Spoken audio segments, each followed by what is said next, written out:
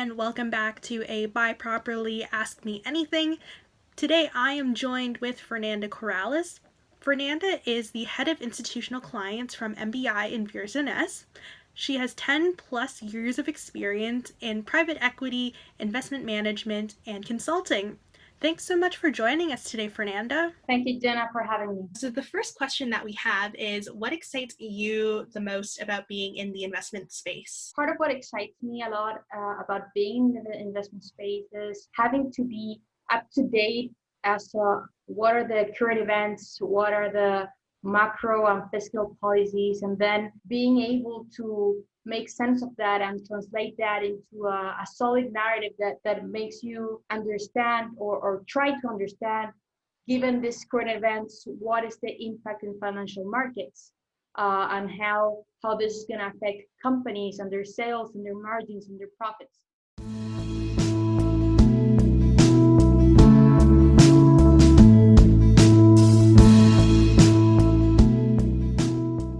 So how did you break into working in the private equity, investment management, and consulting space?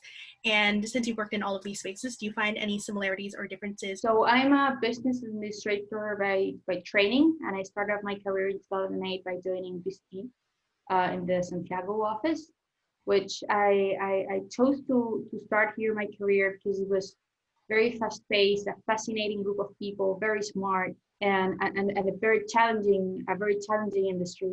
I spent part of my first professional year with this BCG, and it was very exciting. I had a chance to develop some of the skill set, but I kind of missed the finance part, which I really liked at school. So I went off and I shifted gears and found something that was more aligned with both the strategy aspect that I liked and the finance aspect, and that was private equity. So I started off in a small PE shop that acquired and invested in small and medium-sized businesses here in Chile. It was a small PE shop, and I had a lot of leeway and a lot of responsibility in order to participate both from the prospecting of the companies to the investing side, valuation, diligence, negotiation, and afterwards just taking control of the companies, working with boards and with management. So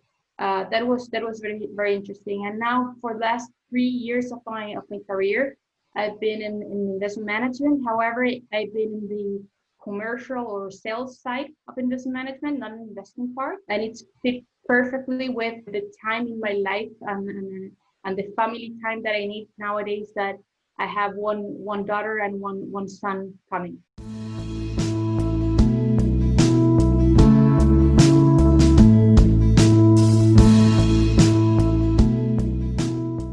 I guess my next question then, since you've described how you've been in all of these different industries, is there a difference in the amount of women that work in each of these industries, and how do you think we can encourage more women to work in these spaces?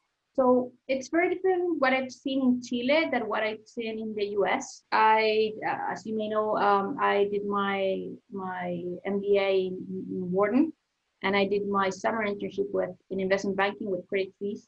And what I saw there, and also what I saw among my classmates in grad school, is that there were a lot more women in management consulting and in investment banking and in finance in general than what you may see here in Chile. And it's funny because when you see the Chilean reality and you go to schools, to undergrad schools, there's a lot of women.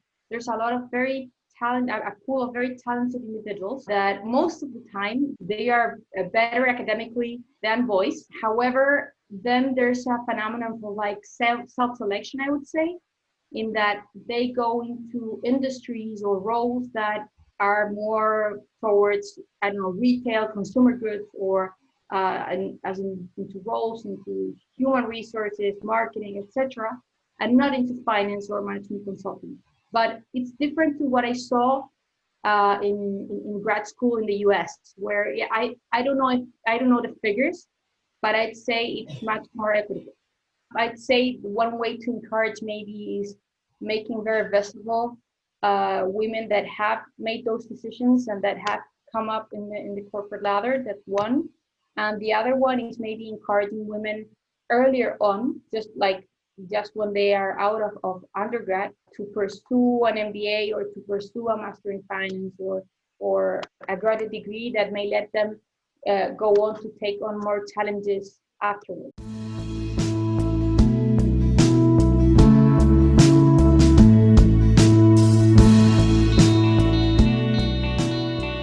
Another question that I have is we at Buyproperly are looking to empower women to feel more confident in investing. And I know you are an active investor and have a diversified portfolio. And I was wondering if you could walk me through your experience with personal and family investing. So as probably most of the graduate students, a very important investment that I've made in my life was in education. MBAs are financially demanding. So after that investment that I take as investing in my personal earning power, in other words, the investments that we made as a family have had to do with putting a roof over our heads. That has been our second priority after education.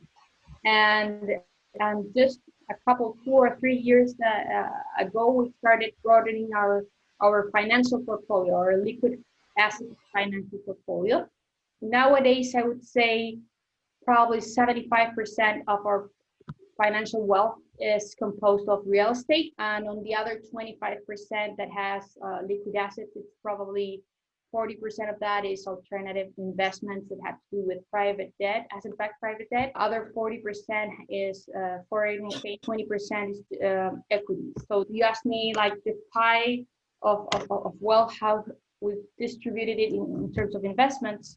Most of it today, and partly because of where we are as a family in our stage of life, a very important chunk of that is real estate, the roof that we put our heads. Not speculative real estate investments, but more that have to do with where we have lived or where we will live. As a family, we've taken investments is that we understand that the way in which we generate wealth and accumulate wealth is, first of all, by being good executives and getting well compensated for that, going in day in and day out to work, and that is the main way in which we generate income. The second way is living below our means, and by that I mean if you make 100, you cannot be spending 90 because then you're not gonna generate enough savings, right? We try to live well below our means so that we can accumulate wealth.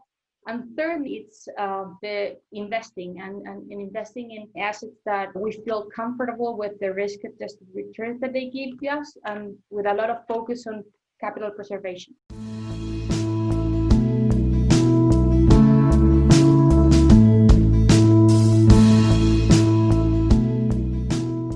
Another question I do have is, what do you think is the biggest mistake people can make with their money?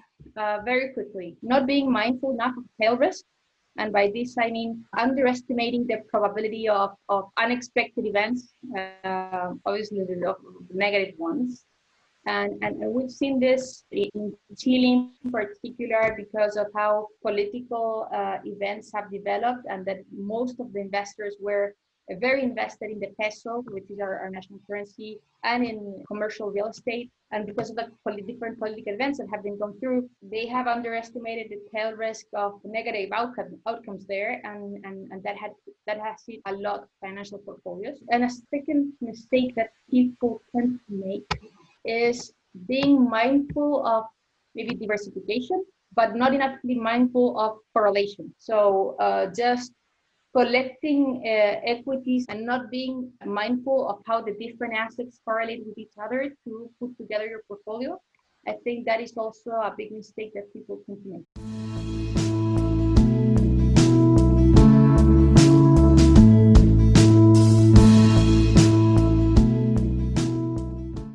Moving on, how do you think technology is impacting the way people invest today? Nowadays, we're really privileged in the sense that there's a lot of data available. I don't know, 30 years ago, it was very difficult to get information or data from companies. Here in Chile, a lot of the people invested with information that was not always public in fact. So one of the good things is that there's a lot of data available. However, data is not the same as information, as actionable, valuable information. And there's still space in less profile markets as the Chilean one for people who have the competitive advantage of being able to produce that data into actionable and valuable information. So that's one way in which technology has enabled, it's made widespread the data, but not the information always. And also, well, you can see a lot of platforms nowadays that have lowered substantially the cost of trading, which has really democratized investing, which is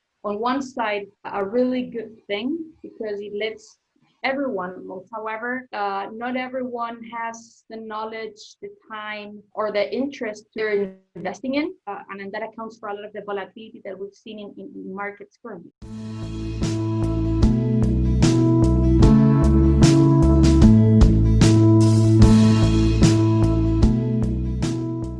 Thank you so much for answering all of your questions. Just two quick questions to wrap up.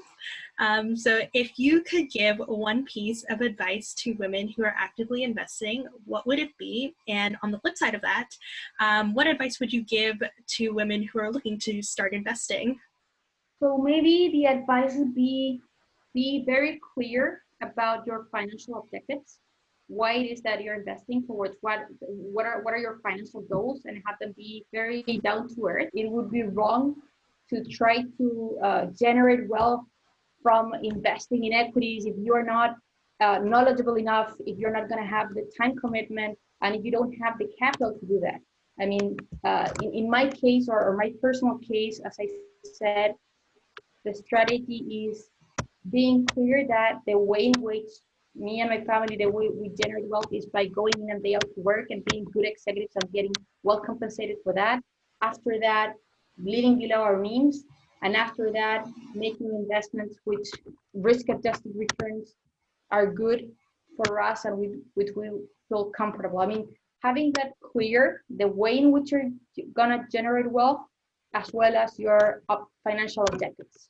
That would be a piece of advice that I would give to anyone, any women or men investing.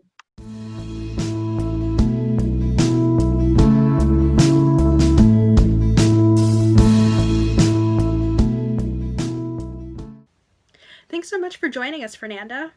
Thank you, Jenna, so much for having me, and thank you to Buyproperly. If you enjoyed this Ask Me Anything and want to learn more about investing, subscribe to our YouTube channel.